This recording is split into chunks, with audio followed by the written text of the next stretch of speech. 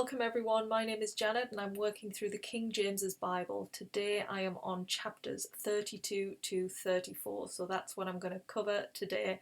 Give my summary of each one, so let's get started with chapter 32.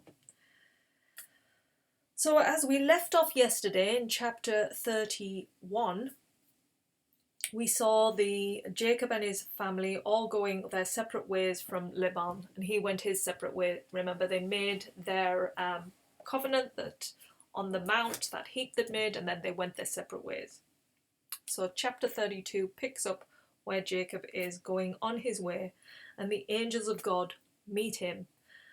And in this place where he gets met, he said, "This is God's host," and he called that place Mahamnah. Now he's on his way to meet his brother, and he decides that he's going to send some messengers ahead of time to meet up with Esau to tell him that he's on his way and that he's bringing gifts with him. And so off the servants go, and they go to Esau and tell him, and then they come back to Jacob and they say, "Oh, we've told him, and he's coming along with 400 men." And this frightens Jacob. He thinks, "Oh no, he's coming to kill me, I'm afraid." So he splits his people in two lots, along with the cattle and everything, because that, he thinks, will allow one camp basically to escape if he is to come and kill one of them. So that's what he plans to do.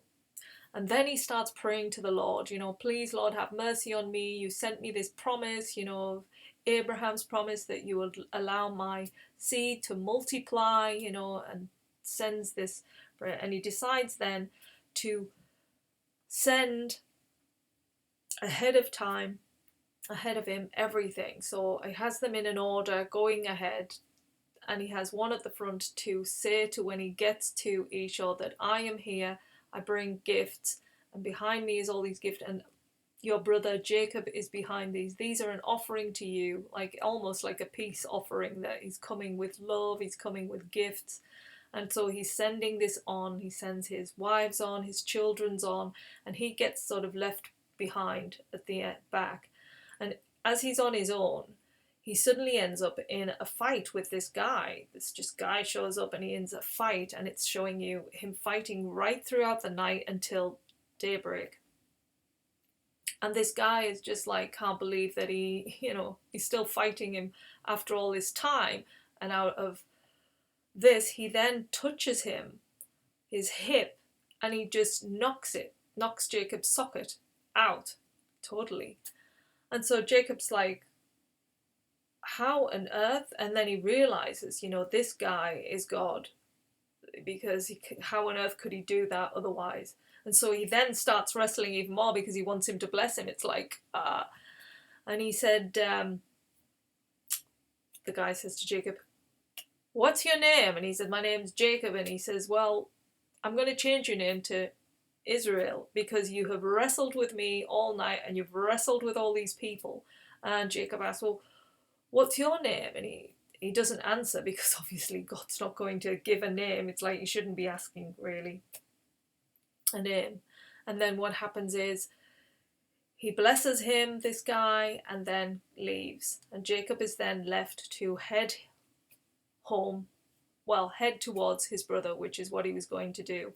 And in doing so, he can hardly move, because obviously his hip is out of socket, so he's having to hobble and head back towards Jacob. And that ends chapter 32. Now we move on to chapter 33, and this is where Jacob is walking behind all of his tribe, his family. He's got gifts at the front. Behind that, he's got his wives right at the back near him. So he's got Leah and her servants. Then you've got Rachel and her servants, and then Jacob. And as Esau is approaching, Jacob bows 7 times towards his brother, and his brother just comes towards him and he embraces him. He gives him this, like, he's just loving him. And Jacob is like overwhelmed, so they both weep. It's like this beautiful embrace that, Esau has forgiven him for what he's done, and he just feels like, oh, to have a hug, you know, like this. I can imagine just felt like so, what a release after all that fear he'd had about what Esau might be coming with these 400 men for. So as they are embracing, Esau looks around. He said, "What is all of this? What's all these, you know, gifts at the front?" He said, and all the people bow towards him, and he said, "This is for you, brother. You know, these are gifts for you to have grace, to see grace in us." And he was like, "No, I don't need any of this. I don't want any of this. It's fine. No." But Jacob insists. He's like, "No, no, this is for you. These I really want to give to you." And so he accepts them. Esau accepts them, and then he says, "Right, come on, let's go back and let's go and see our mother and father, bring you all together." And he's like, "Okay, you go ahead," because he goes, "I've got younger children, we're going to be a bit slower, so you go ahead and we'll catch up with you later." And so off Esau goes. He goes ahead. So as Jacob and his family are now moving towards where his mother and father are, he decides not to go where his brother is, Esau. He doesn't go to that town first. He decides to go to Succoth and purchase some land at Shechem. And that is where he decides to settle. So that closes up chapter 33. The final chapter in today's video, which is chapter 34. And this one is a pretty crazy chapter, so get ready. So now we see that Jacob has purchased some land in Shechem. And the ruler of this land is called Hamor. Now he has a son called Shechem, which is why the land is named after him. Now Shechem sees Jacob's daughter, Dinah, who is on the side of Leah. And he thinks she is so beautiful. But he has the mindset that he can have any woman that he wants because his father Hamor owns the land. He's the ruler of the land, and so he thinks he can just take whatever woman he wants. And because he has this attraction towards Dinah, that's what he does. He forces himself upon her and he rapes her.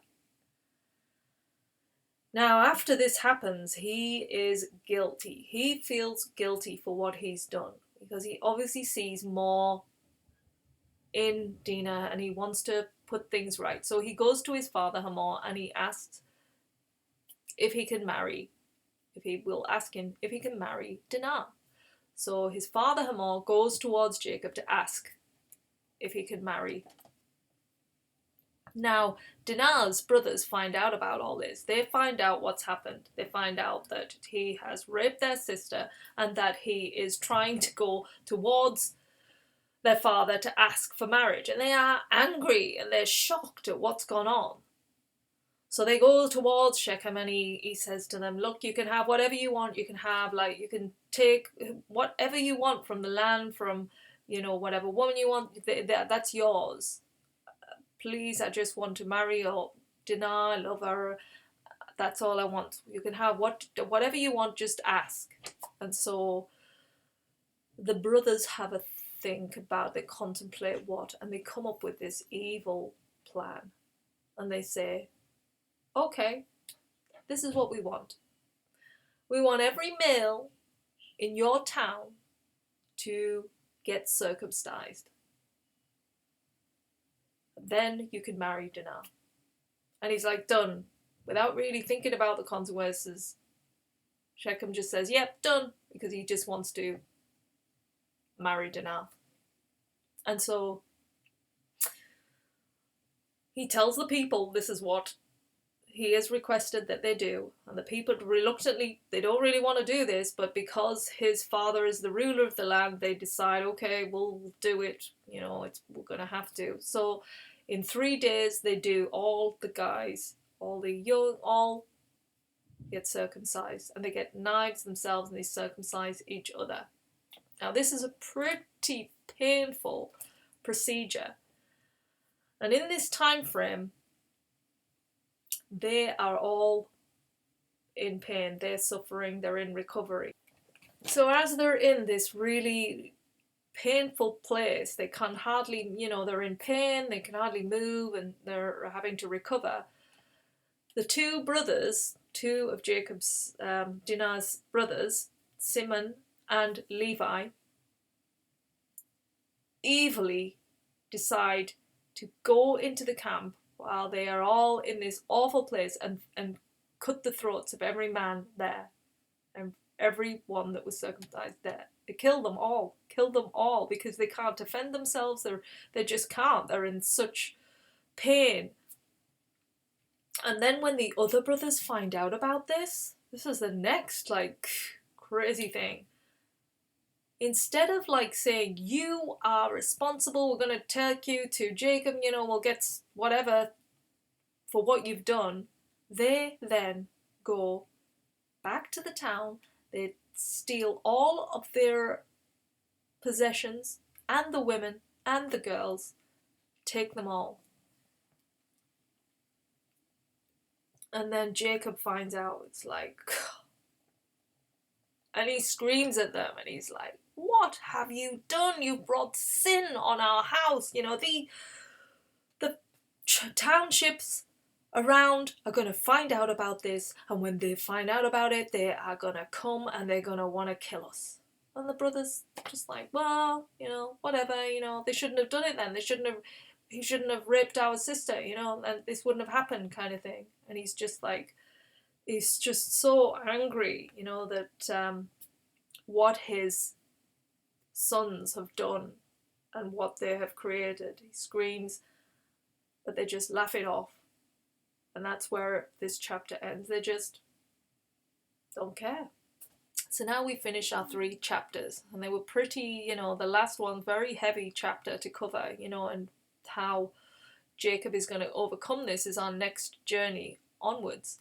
But if we go back to chapter 32, in which we started, we see, you know, that Jacob kind of was stuck in that world where he thought his brother was not going to receive him very well. So he was starting to make plans, like, I'm going to go ahead, I'm going to test the waters, so send some of my people there to find out, you know, and then when they come back saying he's coming with 400 men, it's like, oh my goodness, he immediately assumes that he's coming to kill me, right? What am I do? So he starts, like, panicking, praying, and then putting things in place. And as this is all going on, the Lord then comes within this guy and has a wrestle with him. So he's starting fighting with a guy all night long.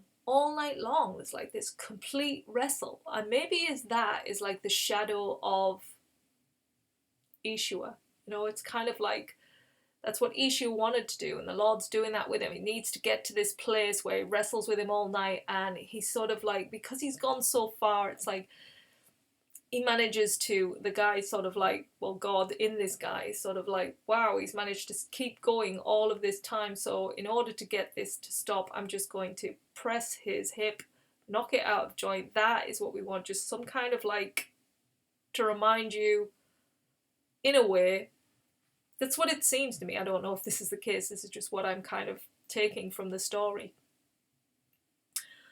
And so then he renames him Israel for being this strength. So he's giving him sort of like this, a name to stand that he is strong, but his body he's made weaker.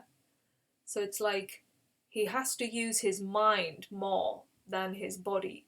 That's what it seems to me he's been given. So he is then walking back towards, and then when he meets his brother finally in the embrace, it's like his brother has forgiven him. He's just loving him. Now, was that part which God played part of this reuniting? He's coming back, but he's coming back different, a different name, and physically different too as he meets. So they're key things to think about. And then as we get to chapter 34, the end, it just all goes crazy. It goes crazy with the just sins, you know, the things, the wrongdoings going on. Like, first of all, we have the Shechem, where he rapes Dinah. Totally wrong. So we start with one wrong, and the brothers come back with another wrong, but a doubly wrong. So it's 2 wrongs, which you hear, 2 wrongs don't make a right. And so we're in this real tricky situation now that Jacob has dealt with. It's like, there he is. He's got to deal with the consequences of what his family, his sons have done. And we stay there. So he is being tested. And have you been tested in your life? Have you got things in your life where you feel like you're being pushed through so many things, but there is a reason. There's a reason behind everything, and there's a place in it, and you're going to become stronger and more wiser and more just evolving. So what have you taken from these 3 chapters?